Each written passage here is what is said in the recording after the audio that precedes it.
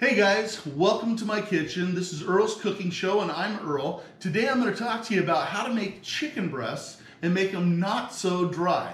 It's actually pretty simple and I'm going to show you 3 different ways that I like to use in my kitchen to guarantee that every single time I make chicken breasts, it comes out nice and juicy. To start with, I've got these chicken breasts I picked up from the Savory Butcher, which are beautiful, thick, plump chicken breasts. But when you look at them, you'll notice that there's a thinner area and the edges are a little bit thinner. Then you get into this fat section here that's a lot thicker. Well, a lot of people run into problems when they go to cook them, and everybody's always panicked because they don't want to overcook their chicken breasts. And honestly, let's be real, you guys, it's not fun having chicken breasts that are overly dry. So I'm going to show you the tricks that I use. The first one is I like to make schnitzel. So I'm going to take a chicken breast here, and I'm going to take one that's kind of different shape, and I'm going to put it into a bag. And you've probably seen this before, and I'm just going to pound it out. I'm going to start working the breast back and forth, and as you look at it, you can kind of see that it's starting to flatten out. I'm just using a little rolling pin. It's not a big deal. We're just going to take this, kind of work it out, and you see how it spreads out.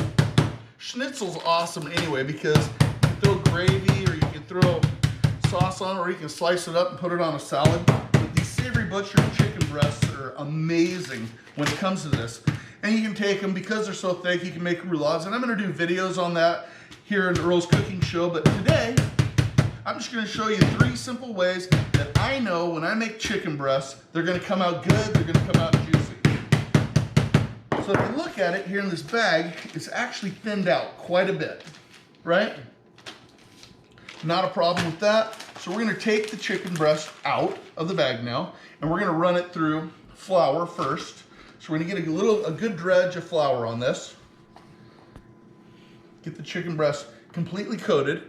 And then what I've done is I've actually made an egg wash here. This egg wash is just milk, 1 egg, and Tapatio hot sauce. I like the spice when it comes to making chicken. So I'm going to sit this down in the egg wash right here. Let it drip off just a little bit. And you see that nice little pink red color? That's actually from the Tapatio. So over here, my final dredge is actually cornflakes and panko crust. So I'm gonna get this right in here. We're gonna make sure we got it coated all around our chicken. Everybody says, well, you make a mess. You know what? The reality is the food's not good if you haven't made a mess. So if you look at that cutlet right there, man, that's gonna be good. So we're gonna set this over on a plate.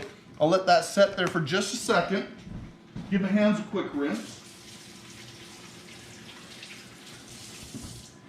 And I'm gonna show you the next one. So over here, you see that I've got something called an Instapot. This is an Instapot sous-vide thing, and this is probably my favorite tool in the kitchen because you absolutely cannot mess up chicken when you sous-vide. The final temperature for chicken breasts when you're cooking them, to cook them right to where you don't have a problem, is 165 degrees.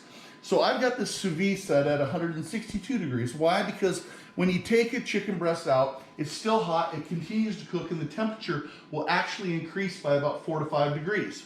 So I'm going to take and get that one ready, but what I'm going to show you is how you set up to actually sous vide chicken. So I just did over here a regular pepper crusted chicken. So we'll take another one of these breasts right here, and we're just going to hit it with some Himalayan pink sea salt on both sides. Get that. And when I salt chicken, I usually like to let it sit. A lot of times I'll put it in the refrigerator overnight. People are always like, don't use so much salt. But the reality is, it's not that big a problem. So this is sat for a second. We're going to walk it over to the deep fryer first, get that cooking. Just for a point of reference, when you're deep frying chicken breast, when you make it thin like this, you don't have to cook it as long. If you were to take this chicken breast and put it into a deep fryer, you'd probably have to deep fry it at 325 degrees for about 10 to 12 minutes. This one's not going to take as long because we've actually thinned it out a bit. So we're going to go over here first and we're going to check our oil on my little deep fryer right here. I'm going to take a look and see where my oil's at. 275, 286. We're getting right up there. That's going to climb right on up. I already know it's going to be right about 325 once she gets raised. Yeah, she's going to keep climbing. So we're going to be good on that. Obviously, what we're looking for is that little bit of sizzle when we set this cutlet in there. Oh yeah. So we're just going to set this right down in that basket. Let it do its magic. Make sure it's totally submerged. We'll set the lid back on that, and we'll come back to it here in just a little bit. Now let's go back over to sous vide. So sous vide is a method of setting water temperature at a specific temperature, and you can actually leave the chicken in there all day long, and you're not going to overcook it. You can't cook it any more than what it's already getting cooked. So we got the sea salt going on there right now. We're going to throw in a little pepper. On that, we're going to do something real simple. And you're actually going to see when I pull this out, because I've actually had one going so you guys can see how it works out. But we're going to take this, and I'm going to show you in some other videos how you can do cool marinades and stuff like that when it comes to sous vide. So watch out for those videos. But I'm going to run it right over here to my vacuum packer. Turn that on. This is going to seal it out. Close the lid. That'll start getting closed down. Man, that cutlet's smelling good. Actually, I got enough here. I'll probably make some more for everybody as we go along. But for today's purposes, I'm going to show you how that works.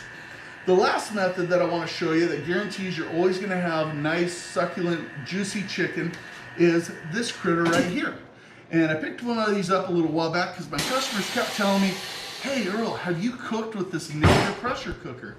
I hadn't, and now I'm glad I did. So you see the bag right here, sealed nice and tight. I've got some seasoning on it. All I'm going to do is take and drop it in this water that's just continually circulating. And I'm going to set her down right in here. I like to put the foil over top. This is a pretty big pot. I've got a few different things in here that are actually cooking, but I do that so that it holds the heat in there a little bit better. If you look at this, boy, it's hot all the way through, but you look at that. It is perfectly cooked. So the funny thing about sous vide is it actually, it'll kind of blanch the chicken. Some people like to poach chicken. I don't, because you can't really get all the flavors and spices in there that you want to get. So I'm just going to open this guy up right here. Let's just take a look at it together before I do it. So this is what a piece of sous vide chicken looks like. Now I did a pepper crust on it, and it's not overly impressive looking, but I can tell you that it's cooked perfectly. What I don't want to do is I don't want to overcook this. So I've already got a pan heating up behind me. I'm just going to take this chicken that's sous vide, and again, I could have put this in there this morning and came back 9-10 hours later and grab these bags, and I'd have perfect chicken. It will not overcook because the sous vide circulates the water and it helps it maintain a very specific temperature. But what I want to do is I want to just put a little bit of a crust on this. So I'm going to set it over in my pan, and we'll let that get going.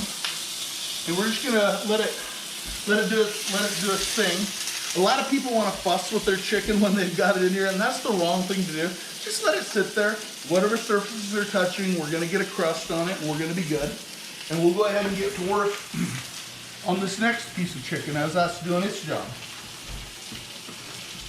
So like I said, the third way is this pressure cooking method, which is absolutely amazing. Chicken comes out fantastic every single time. I've done ribs in it, and I'm going to show you in a lot of cool videos exactly how I do it. But for this one, all I did was open up the lid, put in 1 can of ginger ale, seasoned my chicken breast, and dropped it in there. So we're going to pop the lid here. Make sure the pressure's off, you guys. You don't want that pressure there when you go to open the lid.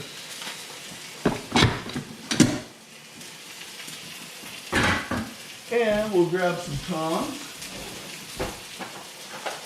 Actually, I'll grab what I always grab, which is my spatula chopsticks. And we'll set this right here.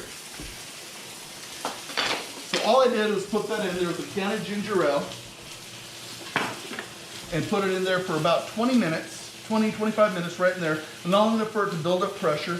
The internal temperature on this is higher than what you would expect because it is a pressure cook, but I want you to take a look at this when I cut into it.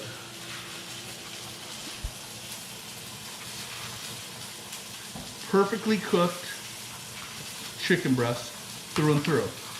So this is, and it's juicy, you guys. This is juicy. If you look right in there, you can see the juices coming out. That is amazing. And it's got that ginger kind of flavoring going to it. So we're gonna flip this real quick because we've already got that side marked. Take a look at that, you get the caramelization going on it. We're not overcooking our chicken right now, but if you look down, you can see that pretty brown color that's coming. So I'm just gonna let that sit there for a second. And we're gonna take, we've already got our other chicken sitting in the sous vide right now. So I kind of want to take a bite because I've been going all day long. Oh man, that is so good. You can do so many different things with this chicken right now. But I love this tool because every single time my chicken breasts come out perfect. We're gonna go ahead and pull this off the stove. I think we've got enough marking on it. Look at that. That is beautiful, you guys. Look at that pretty color right there. So we'll set this out here. Let's just take a little look at what sous vide chicken looks like when you go to cut it.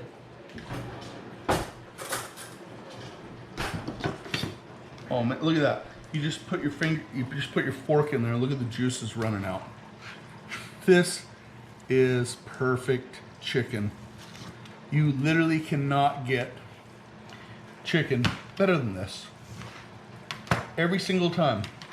Cooked all the way through, consistent color. It's not dry. Oh. So, this is actually juicier than that. So I'll use the Ninja Pot when I'm making chicken. A lot of times I'll do it for shredded tacos and things like that. But if I want to impress people with an amazing, amazing chicken breast that is absolutely impossible to screw up, I will sous vide it. Now that sous vide came from Instant Pot, but we'll set that right there. And I use it all the time. I can set the temperature, I do beef in it, I do all kinds of different items in it, but let's walk over here and take a look at our schnitzel and see how we're doing on that. We'll grab this plate right here. Should be getting nice and golden brown at this point. Oh my gosh. Would you look at that? That is the perfect color. That's what you're looking for right there. So we'll take this, we'll set it right on the plate. Oh, buddy. Now you want to blow people's minds. This right here, this combination, it just doesn't get much better than that. But point in, and the whole point of the video is making sure that you have different methods for cooking chicken to where it's not gonna end up dry. And these are just a few of the fun ways that I like to take the Savory Butcher chicken and cook it. Look at that crunching right through there, you guys. Oh, buddy. And that is a perfect crust all the way around. If you look at it, just juicy. And I know it's hot. I know it's hot, and this is why I do this in every single video. I'll grab it and I'm like, oh, yum. I'm going anyway. Oh. Don't be afraid of chicken breasts. They're easy to cook. There's a ton of ways to do it. You're gonna impress your friends. When you have something like this, schnitzel, that's what I call it. It's fried chicken, but it's a fried chicken breast, and it's as juicy as can be. We've got the fried, we got the sous vide, and we have the pressure cooked. Wonderful chicken. I buy it from Savory Butcher. It's the best chicken I've ever been able to find, but this is Earl's Cooking Show. I'm Earl. I appreciate you guys taking the time to watch. And just check us out for other videos. Make sure you like and subscribe at the bottom, and we'll get with you later. Thanks a lot. I'm Earl. I'm out.